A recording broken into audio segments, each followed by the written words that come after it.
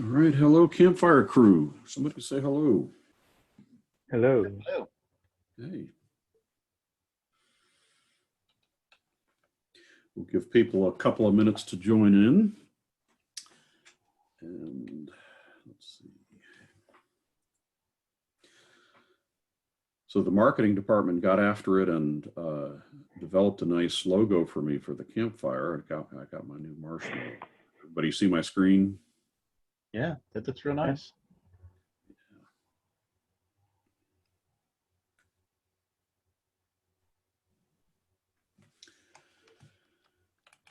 I guess I'll let our team know. I'm still trying to figure out Zoom. For some reason today, it's not showing me the chat, which is weird.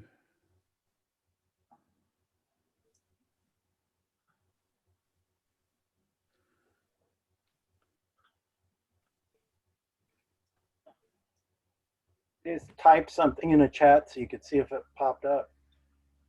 Yeah, do you have the access to chat? Yeah, I do. And I typed it to the all panelists.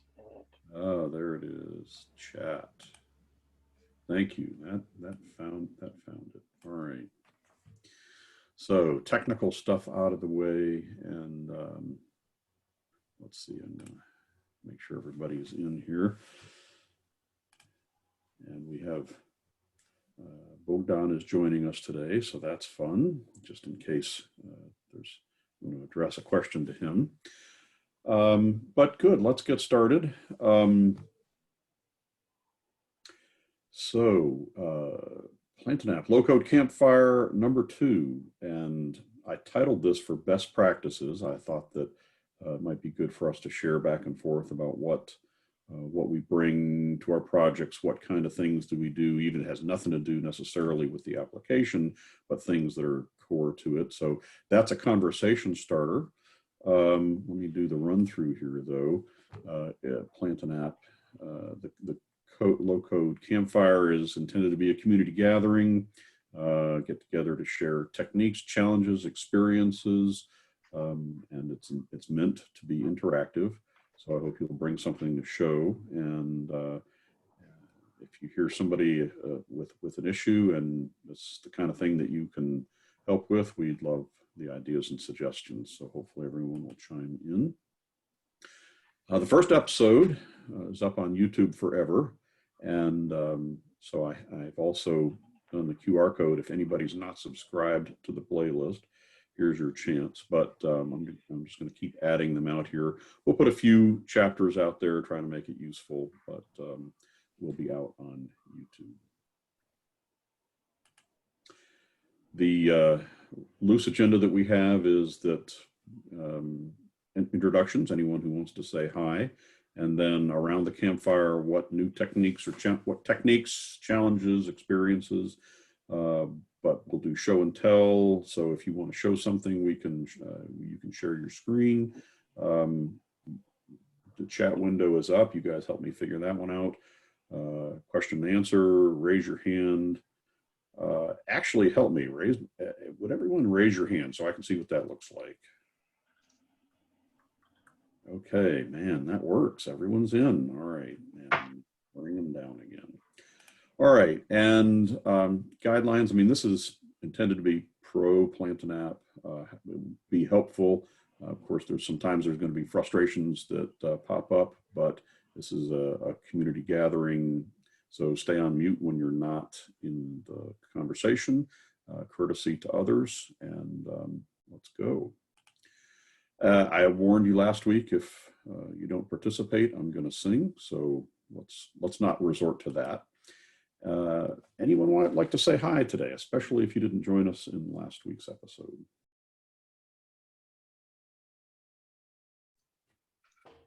Hey everybody, Craig Anderson from South Carolina. Just happy to be here. Welcome everybody. Yeah, Craig was a special guest star on Low Code Cafe on Wednesday. Thank you again for participating. Absolutely. Hi, I'm Peter Schotman. I'm from the Netherlands, and I have not yet used Plant an App, but all the other tools I did use a lot. I can say. Well, good deal, and I hope you got a chance to dive into Plant an App. You're going to recognize everything and then some. I'm sure you've been seeing if you've attended any of the videos, you've seen that it's all very familiar. But yep, I see you're off mute, Jeff. Hello. Hey, how you doing? Jeff Booth from Reno, Nevada. So how you doing? Great, thanks for joining. All right. So moving on, Campfire. This is the part where we talk about whatever's coming up. Like I said, I have the suggested topic of best practices, and I've brought one that I can share. But again, I really want to encourage, if you've thought about a best practice that you want to bring in, and even if you just want to call it out by name, things that you do every time, or common in your projects that save you time, that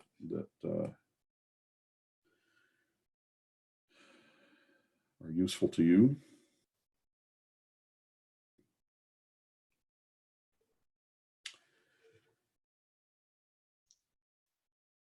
All right, I'm going to start singing. No, don't do that. Don't do that. Okay.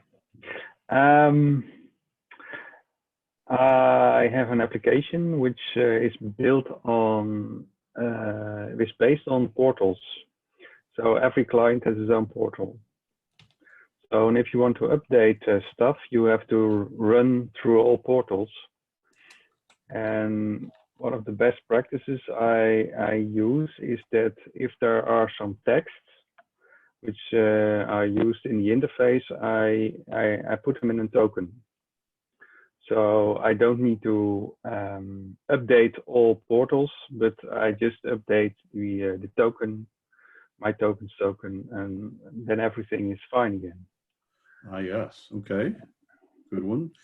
Peter, I think there's going to be some stuff, some exciting stuff in the next release that will help you immensely in managing lots of portals. We had a request for the ability to export and import content. So I just tested it out yesterday, and what this will allow you to do is, if you have a master portal, you'll be able to read a module by ID. And if you set up the appropriate API on the client portal, you'll be able, and the module ID, you'll be able to push content to a module ID. So, put another way, if I got a master action form that goes in 10 places, I can read it once and send it to the 10 different places that it goes to, and your application is updated across the board. So pretty exciting. Okay. Yeah, that's interesting. I'll actually build a module in just a web forms module to run over every portal and change with the export import functionality. I change everything there. So there's always two things which when I have new functionality I have to change. I have to change the portal template on the basis of which the portals are being created. And I have to change the running portals. So I do that with a module actually. Well, good. Well, this is one of our steps that we're taking to be able to better support the development, testing, production kind of progression. And so being able to move things between those easily was certainly within our roadmap. Yes, I think that's very useful if you can push something from development to production in an easy way. Absolutely, and that provides better control. Those of us who come from an IT background, I know we have clients on all ends of the spectrum, and so, but I like to test and know that something works really well before I move it on to the next step. So hopefully this will help us move along with that. Somebody else have a best practice they'd like to share?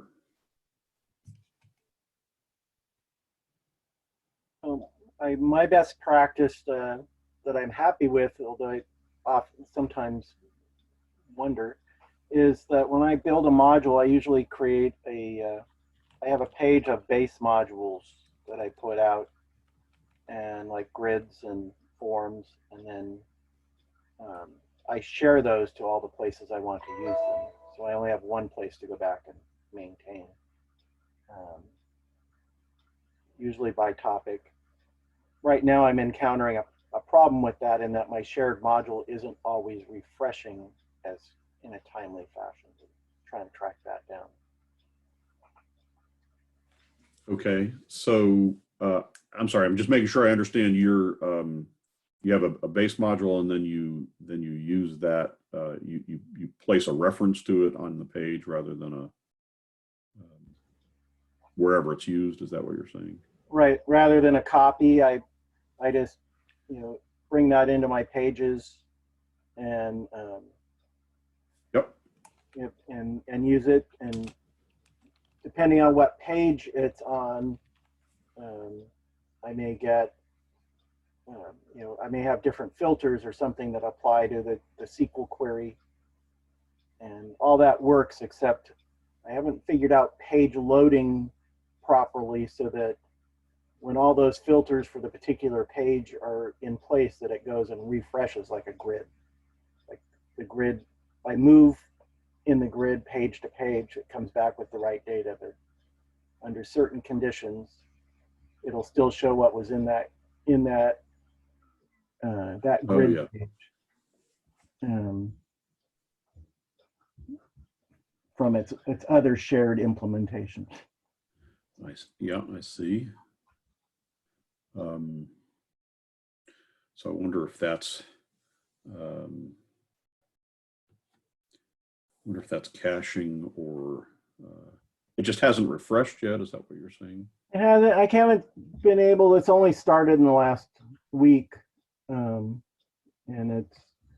Yep. I haven't had a chance to track it down to see, is this a cache problem, or is it a timing problem where I need to send the grid a refresh somehow Yep. after all the other controls have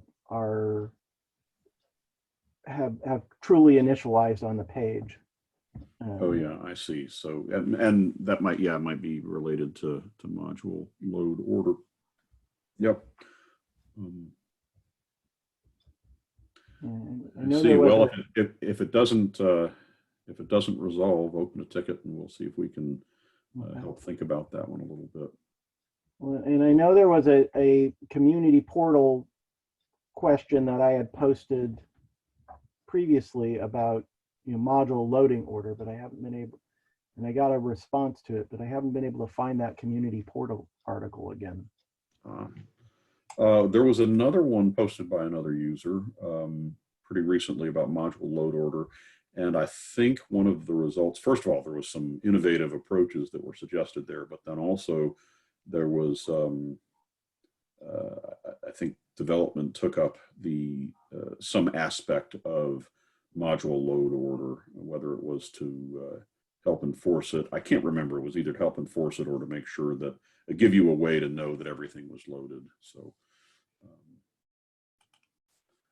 but that is a recent question on the forum. I suspect if you search module load order that would come up.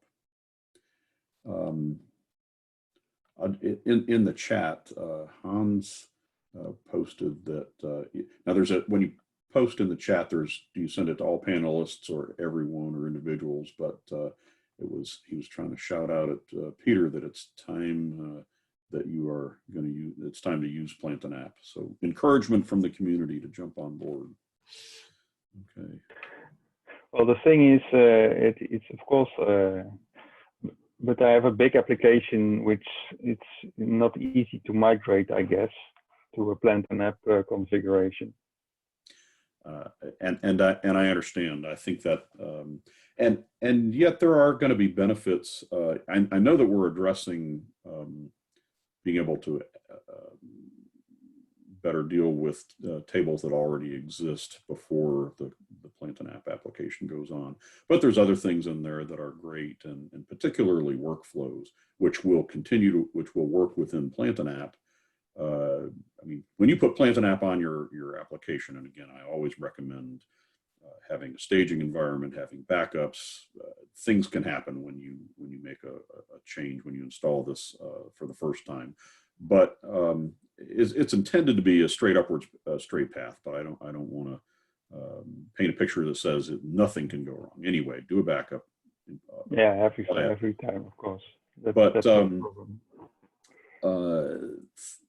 even with your existing tables and existing tokens, everything's existing APIs, everything will be there. App Builder will sit on the side and until you start to use it, but the workflows would immediately come into play, and that's only going to get better and better. The other big thing that you get is one-click upgrades, which if your application has 6 or 8 modules and you want to upgrade, that's a half hour of your life every time. Yeah, that's true. Yeah.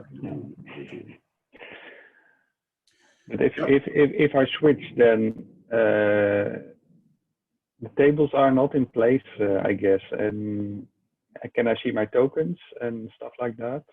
You'll be able to see your tokens. You'll be able to your tables will not be visible in the entity builder, but they will be. But all the same code that you have, all your grids and SQL statements and everything, it all stays right there in the database and will continue to run because it's the same product. But then as you develop, you'd be able to develop new things using Entity Builder if you want. As we do better with accommodating the older thing, the existing things, there'll be a way to get those into Entity Builder. But in the meantime, there's other benefits that you get. Yeah.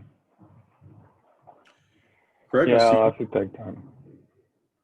And we'll be happy to help you visualize that or make the migration.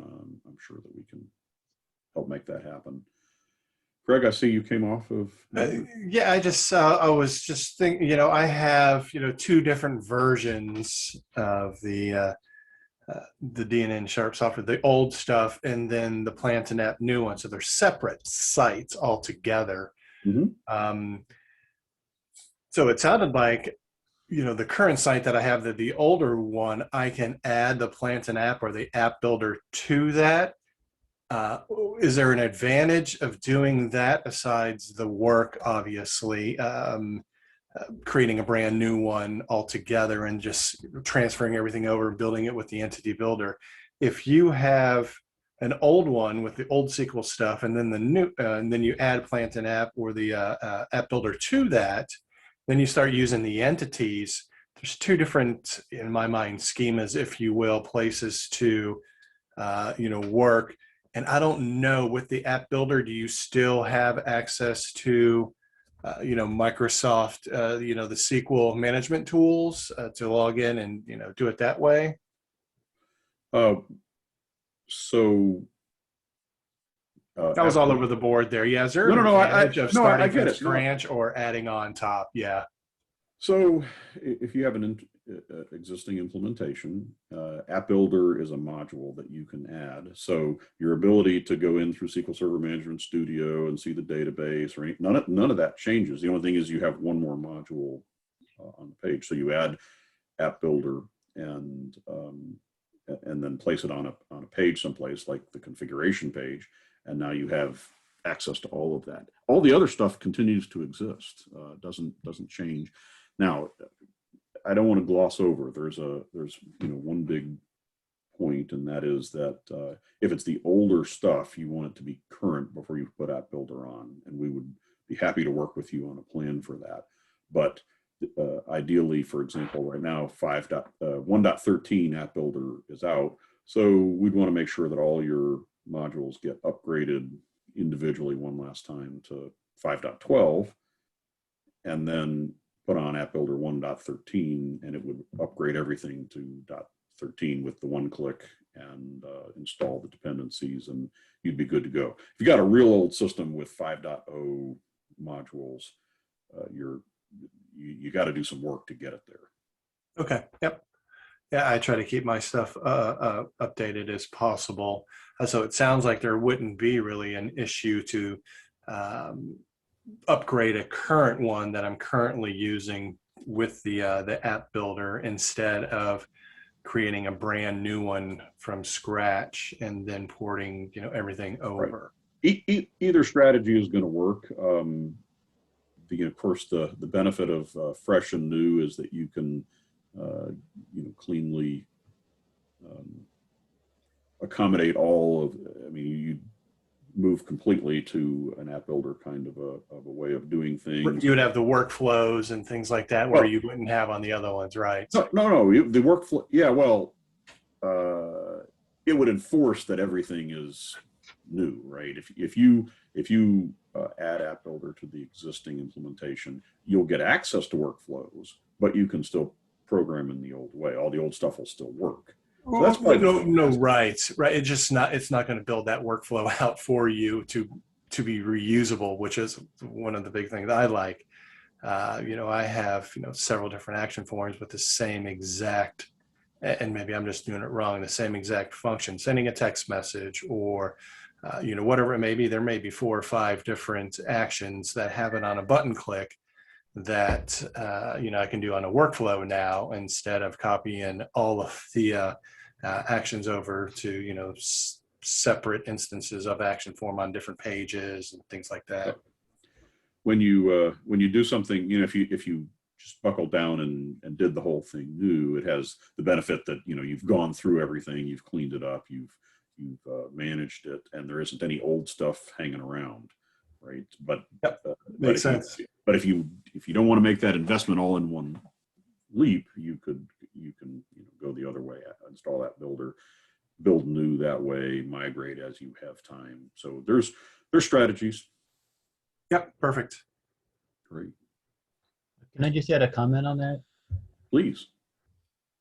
It would seem to me, and check me if I'm wrong, Dale, but if you add plant and app to an existing application, your workflows, even though you now have the ability to make those and use those, they wouldn't be aware of your existing entities. Isn't that correct?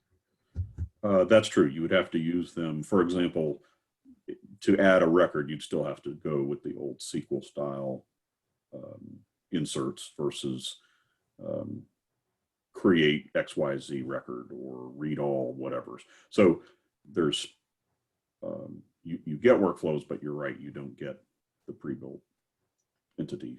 Well, since we're talking about this topic and Craig brought it up and he's got applications he's got to need to somehow get over to plan an app, I went through this and I'm still going through it. I have a number of applications that already exist. And, to me, when I've got a relatively mature app and I've got a lot of tables set up and just popping plan an app in there didn't really gain me much because it wasn't aware of all my existing work. So, if I have a table that I want to bring into plan an app in that situation, then I have to remake the table and it's got existing records with IDs that are tied to the other tables already. And so it was, looking at all that and see how big my app was, I really made some decisions to just start over. Just kind of want to throw that out there to Craig and anyone else who's thinking about it, and to stand corrected. If someone says, no, you could have done that better, I'd be happy to hear that. And I see this is Craig. I do see that as an advantage of starting over. And to Dale's point earlier, there's some things that you can fix that didn't work right, sure. And I know it's a lot more work, but in the end, it's definitely going to be better. So that's what I've started to do. I've created a brand new one, porting things over and changing things and add them to the workflow. Is it more work? Absolutely, it's a lot more work. But hopefully it's definitely going to be worth it. I find that whenever I do things the second time or the third time, if anybody ever deleted a file that they were working on, right? But I find that it's always faster the second time and it's always better the second time. And there is that learning curve. You're right. Using the app builder, there is. I know somebody said that they're very familiar with the old stuff and then the new stuff. The new it is different. So there is a learning curve there. And then once you get comfortable with, you know, the new entities, the workflows, the visual, you know, doing out the workflows, that takes some getting used to. So just like with the other things, the more you use it, the more you get used to it. Mm-hmm. Dale, Oh, interesting. Thank you. a follow-up question, Dale, on the ability to continue to use the Microsoft SQL Server Manager to update tables and such. If I have, how far can I go with that? Because, you know, if I have something in Plant and App now, and I want to maybe pop into SQL Server and, let's say, add a field to an existing table, is Plant and App going to become aware of that, or is that really a no-no and I should just always do things through the entity builder? Without any experience with it, I'm just going to answer that entities I would leave under the control of Entity Builder. I suspect that you'll run into problems, but I really don't know. I mean, it may be that they've built it, that it would handle it, but I suspect there's some meta information that it's not going to work out well for you. So Yeah. Not Plant and App entities, I think I would recommend doing it through that entity. And even still, if you happen to get away with it and it didn't break anything, you know, you're non-standard, right? So future is going to be a problem. So. Right, I was still trying to compartmentalize, you know, what can I do over there in SQL Server Manager and what should I not? And, you know, I have obviously a lot of custom SQL procedures that I will need to continue to build, and I feel safe with that. But yeah, entities I can leave alone. Yeah, Mark, that's a good point, because I do have some button actions that creates a table on the fly for certain, you know, instances. Oh, yeah. So there will be some times that, you know, the system has to do that. Well, that should be fine, except that you know, your workflows aren't going to become aware of that. Your Right, and there's the Plant and App's issue. not going to be aware of it. Right, through the entities, you're right. So I'll have to work through that. Yeah, but it, you know, the system does allow you to go outside the box. You can create your own tables. I'd stay away from the app.schema, but you know, you can create them and then interact with them and push them into standard entities if that's what you need to do, or interact with them through SQL. But it does at least leave it open. Yeah, I'll just have to use the regular SQL updates and things like that to that particular field or that table itself, instead of using the tools that come with, you know, the Plant and App, where you can update or add a record if it's in the entities. I'll just have to do that the old-fashioned way. Yep. So did anybody else bring a best practice they like to do?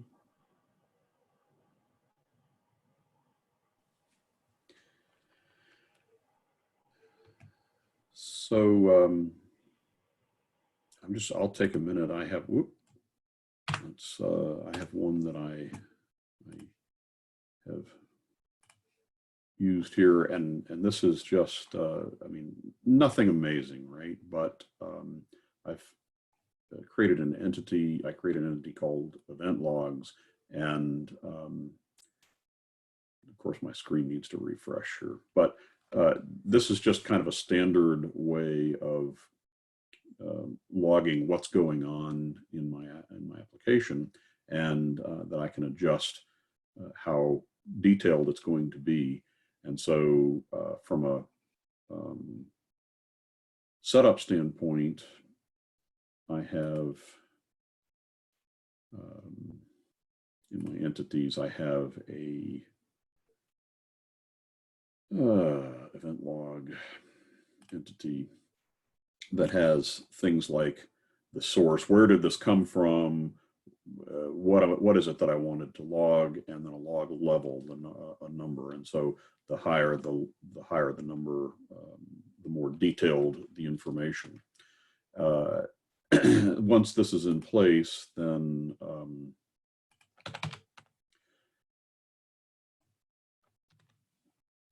let's see, this is not filtering for me.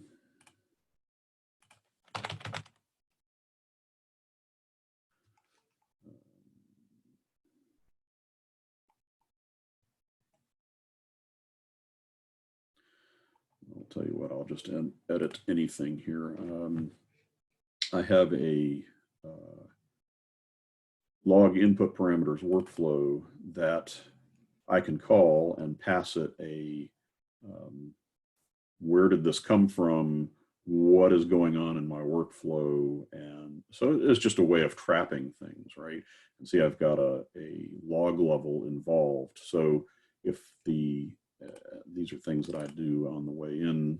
So I say, for example, the log name, anything that goes on in here is going to be logged to date math. The log level that I want to capture is 0, means basically I've got it turned off. And then if I change this to a different level, for example, I'll change it to 9 maximum logging, then when we get to the point where it's logging things, they always go in, everything that happens in here comes in with date math. It says what it's doing, and then if the log level, since I've got it set to 9, this is true, and it's going to log, and it's going to save it to the log. So if I run my logic here, and I'm going to give it a date, and I'll increment that by 5 business days, that I get an answer of 5.7. If I go back to my log and let's see, where did it go? Event log. I was elsewhere.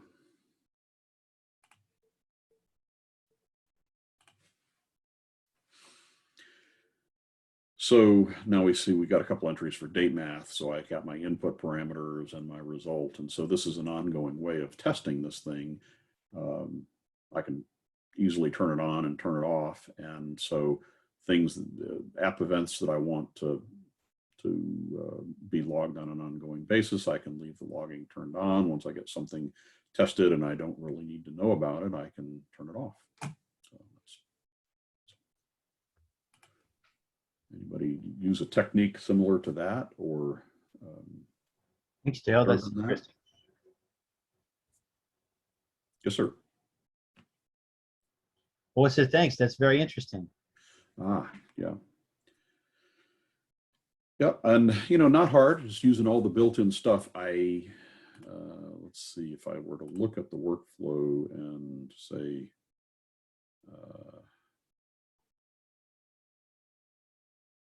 it actually wasn't a workflow, was it? Date math. So this was just, this was a create log event item that, so I didn't do this as a workflow. It's a create log event item. So it's just using a raw call to what got created by the entity builder. And so I just have these all over the place, log results in my actions wherever they go. All right. So Dale, this is Mark again. I could share something. I don't know that I would call it a best practice, as in it's making my application better, but it's making me work better.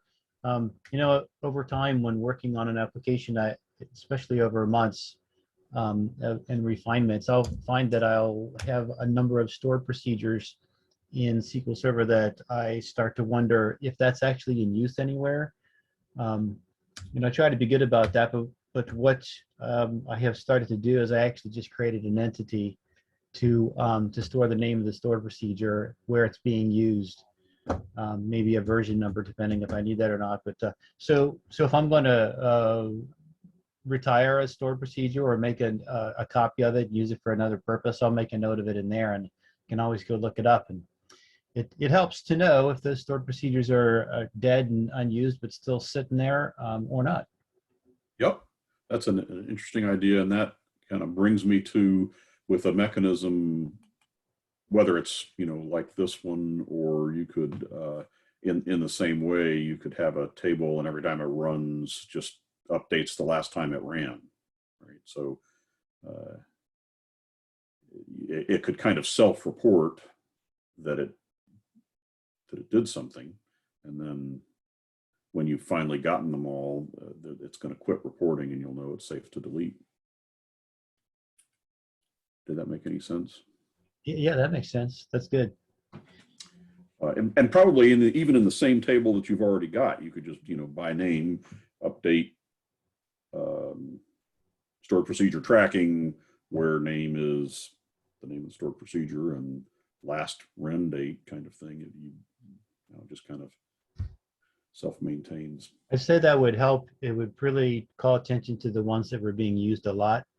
I'd be cautious about that one when it came to retiring something, because it looks like there's no activity on it. Depending on what it's doing, it might just not have been used. Yep. No, all of that, all that becomes true, but at least it,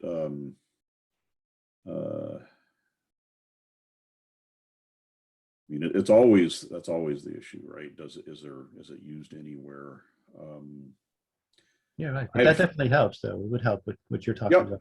And along the way, if you had a use count, so that might be, you're talking about the frequency of something being used, that might be useful. So it just gets incremented. Now you can start to see that, so you know when it was used, how often, how much it's used.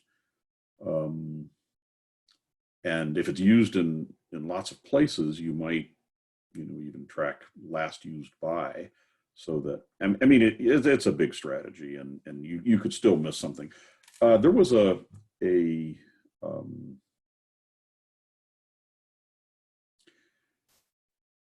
I had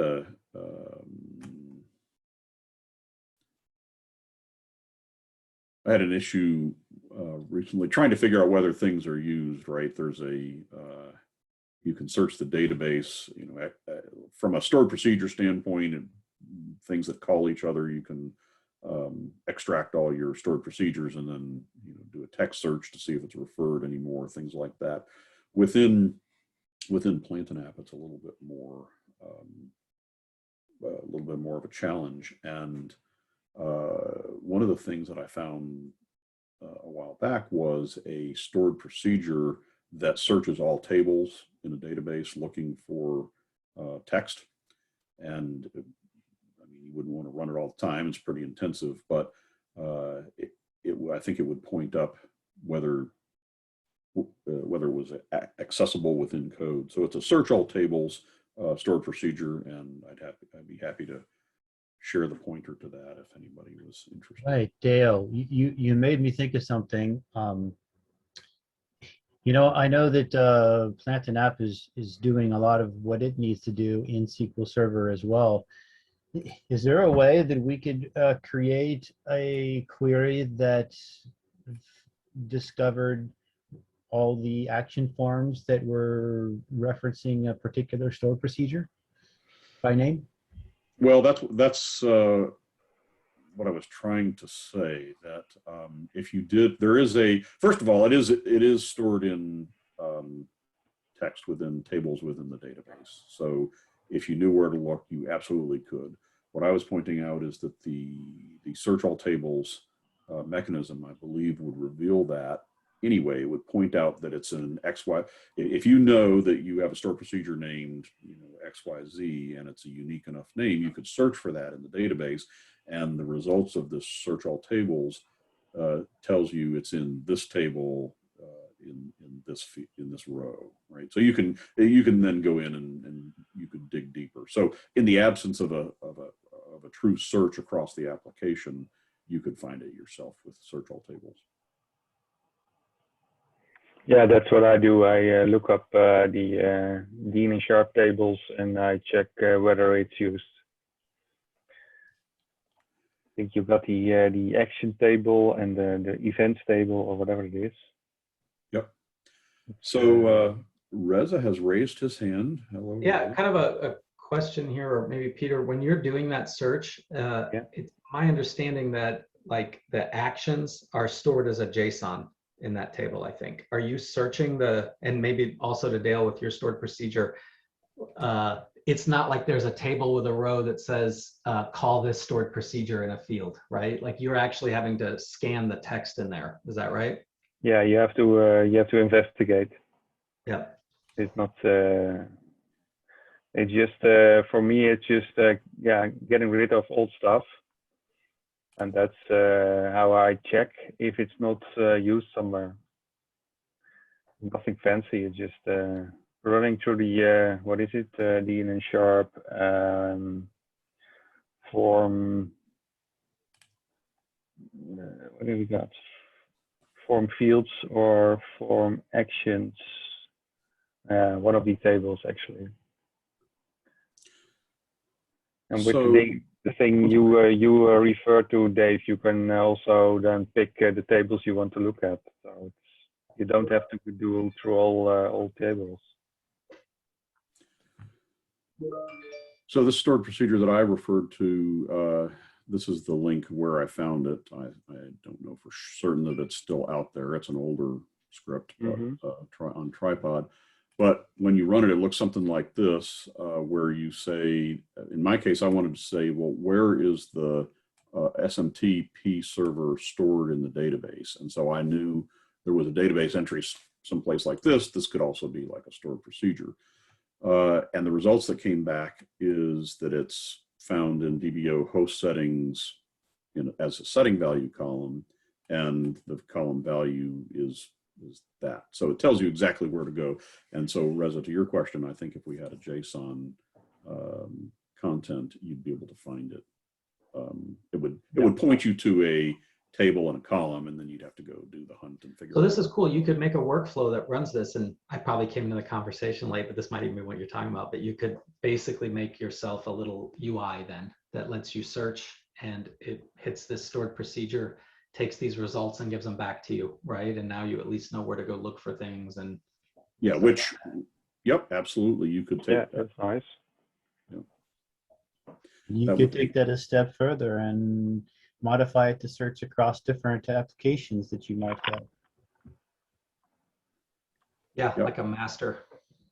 Yeah, I did that a number of times when I wanted to see which module was installed in which of my numerous apps I've got going on.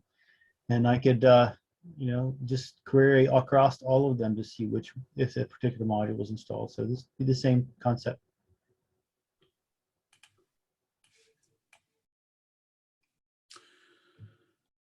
Yep.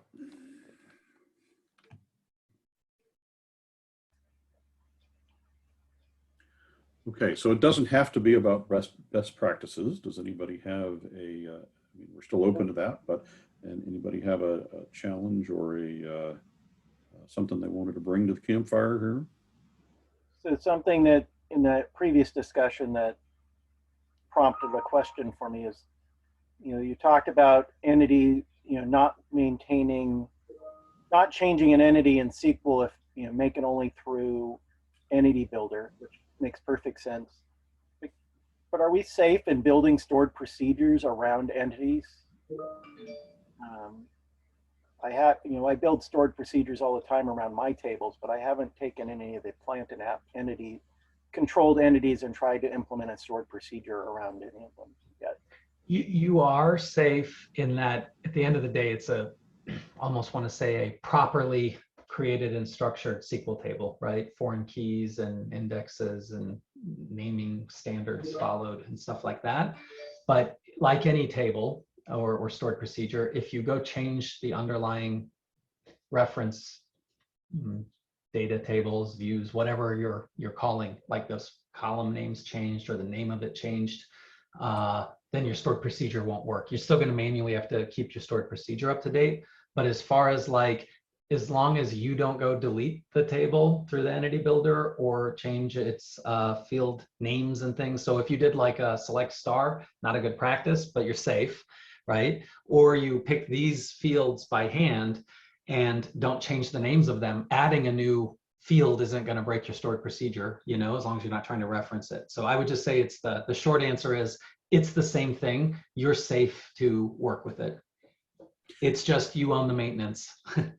That's a stored procedure thing though, right? Yeah, I was just worried that somewhere there was a magic column that says, oh, let me go delete all the stored procedures and recreate the entity somewhere. No, we don't use stored procedures in it. So like the queries and things that it's running, we don't use views either, right? It's all kind of generated. It can be stored off and cached and stuff, but it's all handled through code, what Plant and App needs for itself. So the only thing you're ever really modifying when you're changing, like from a database standpoint, is the table and like maybe the foreign keys and stuff, some constraints. You know, if you make something not nullable, that will change here. Also, that's what you're really changing. Then it goes and does its UI stuff. But if you made a view or a stored procedure and what it's referencing is still there and valid, it'll work totally fine. It's safe.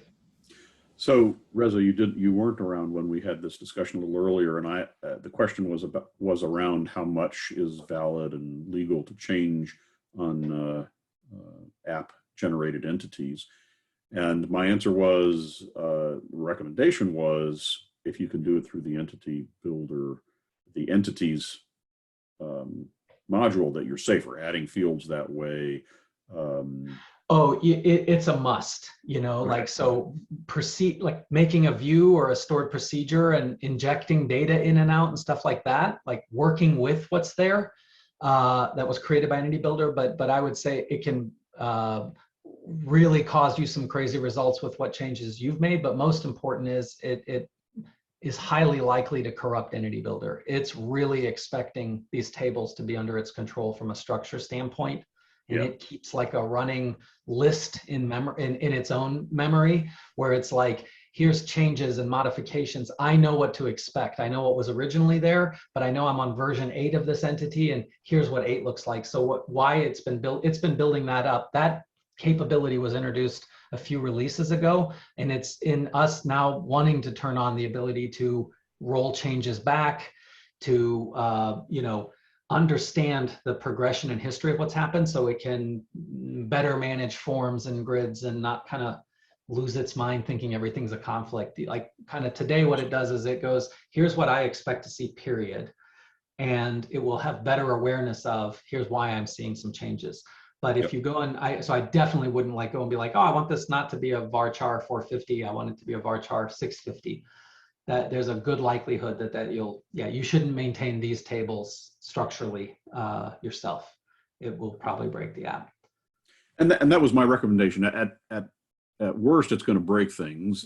At the very best, it's non-standard, and some future release might rely on it. So, you know, you'd be buying. But, you know, making, for the simplest example of, I would even encourage you, if you have the need and it fills gaps or is something for you, make views off these, join them, do stuff. But just know, like any view, if you changed an underlying table, and depending on how the view is written, it may, you know, need to be refreshed or created or fixed, you know, but that's views, right? But it's solid and dependable in that sense is what I mean there.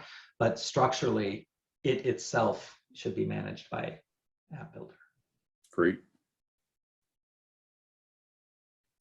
Good deal. Thanks for asking.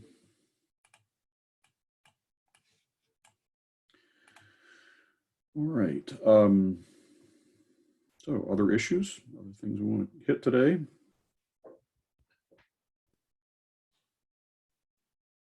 If no one's got anything, I'd like to throw out a feature request that came in that I think is a neat idea, but I was just kind of wondering, like, would others benefit, or is this missing? Would this be valuable? And just see what you guys think, if that's cool. Please do. Okay, so if you wouldn't mind navigating to like the app, and if you happen to, Dale, have an example of something that's a list of entities, like that's got a list of entities. So an entity that's going, here's a list of entities. Yep, I might get there. Give me a second here. Sure. So while he's kind of getting there, if you could go to the front end of it, what happens is I have an entity, let's say it's called customer, right? And then I have another entity called tickets. And I go to customer and I say, hey, I want to have a field, a property in customer called tickets, and it's going to be a list of entities, a list of tickets, right? So it generates you the UI, and when you're on the customer screen, you can go to the tab for entities and say, add a ticket, add a ticket. What you're not getting though, is if I went to and looked at a ticket, I should see maybe all the customers that are associated with it, right? Like it's only giving you that one-way parent-child kind of relationship. And what we were thinking about doing was being able to have also having it recreate for you the reverse of. So maybe tickets and customers wasn't the best example, but let's say I was labeling things as valuable, priority wise, high priority, low priority, medium priority, right? And maybe I've got my tickets now. And so I say, okay, I go to a ticket and I can say it's high priority or it's this or that, but I couldn't go and look at priorities and look at the high priority and say, hey, what tickets are tied to this? And furthermore, from this view, let me start adding tickets to this priority instead of going and saying, let me add priorities to a ticket, right? So we're talking about, yeah, so if you clicked here, like, this probably isn't the best example, but yeah, this situation where now if I go and I look, go ahead and hit that. And what I'm seeing here is for this book foundation, here's my chapters. But if I went to chapter 1, for example, like what I don't have anything back to is all the places where chapter 1 is used. Yes, right. And we're talking about injecting giving you the ability then to add a property. You would come here to this entity and say, I want to put a reference to it. I want to do a list of entities, but it's a special one. It's one that's primarily, so the first place you use it is the main place that thing exists as a relationship, but you have the ability to add, really what it's going to do is create the UI for you to say, go ahead and put the tab on here and give me the add edit forms and the right queries and polls, because you can do it. You can do what I'm describing, but it takes a lot of time. This was something Patrick had encountered. And in his use case, it made a lot of sense that you would want to be able to go to either side of the equation and add children. Yeah. So I guess that's my question does anyone else encounter that? Is that a missing feature? Do you ever find yourself struggling to go, what side do I put this on? Yes. Thank you, Jim. I have it. I have the need in my parts where a part can be shared across multiple products. Exactly. Yep. And that's the use case. And that type. Yep. Well, and another example would be if somebody were running seminars, right? So you're tracking attendance. I'm putting on a seminar and I have a list of people. Well, okay, as you're doing a seminar, your perspective is what people am I adding? But the reverse is, I'm selling to Dale Warner. What seminars is he coming to? Exactly. So that two-way look. And today, then there's also a missing thing, an action that's missing. What happens is it creates you this kind of action or read capability, but only from seminar to attendees. There, you don't have an action to say data source for this listing is the reverse of that, even though the data structure is there, right? So we would give that action or the ability to specify which direction it's reading. And then that would be your data source. And then the reversing the order on the form that's created the other way is all it is. So I'm like, wow, it's very this could be programmatically generated. And I think the key here, and that's the thing, is it would be a property type that you can add to an entity so that it's basically saying, I already have this relationship defined, right? I want to leverage it the other way here. And it would just be a setting that says, do you want this UI created for you and stuff? And you're like, yes. So that, because we wouldn't want the assumption, this is a good example of where this makes no sense. Chapter 1 of this book is never going to relate, to a different book, right? Right. So I don't always want this, but I can add it when I need it, and it will generate it all for me, including those actions and things that are needed. Yeah. Okay. Good question. It sounds useful and able to stay out of the way. Sounds like we've accomplished a lot of the development to do that. So it would be, obviously it'd be a project, but it doesn't sound like it's completely from scratch, hard to do. No, yeah. No, I think it's something that isn't a big lift for us. I just, there's a lot of opportunities for things that aren't big lifts, too many of them that they become a big lift.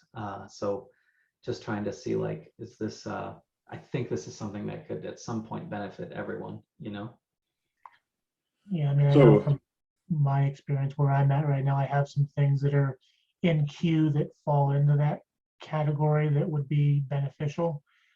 Just haven't gotten to them in terms of putting the development in place, but I think it would be definitely nice to have. Great, thanks, Jeff. And I see Mark chimed in on chat that he thought it would be a good idea, Reza, so he would use it as well. So that's certainly a raised hand. Then coming to a release near you. Yeah. So in our last couple of minutes, I was just going to ask just about Campfire. I mean, I have been enjoying having this conversation and just having it be an open dialogue. So any impressions you have as to whether this is a valuable hour for you and how we could make it be a better, more valuable hour for you. And I'll throw in too, if anybody ever wants to take on a higher role, a present something kind of thing, or let me know about that as well. So any thoughts on that? Yeah, I think this is a new concept for all of us. This is my first time attending, and now I get kind of, what it's all about and the issues that I need to bring or can bring, or thoughts or enhancements, or, whatever to chat with the group about. And then best practices as well with, the new Plantain app. We talked about the database, which, I was struggling with, which, made it a lot clearer. But from my perspective, I've got a great or a clear understanding of, what it's all about, the things that I can bring. And I think over time, it's just going to get even better and better. All right, thank you. Yeah.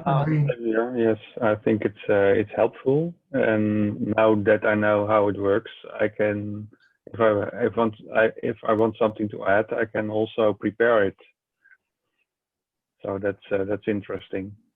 Good. Yeah, and I think I mentioned earlier, we can turn on the screen share if you want to present. It's very easy to do. So I want to chime in. I had a not so short list of items I wanted answers to, and in the last 2 sessions, we've covered all of them. So I'm really happy about it. I like the way this is working. great.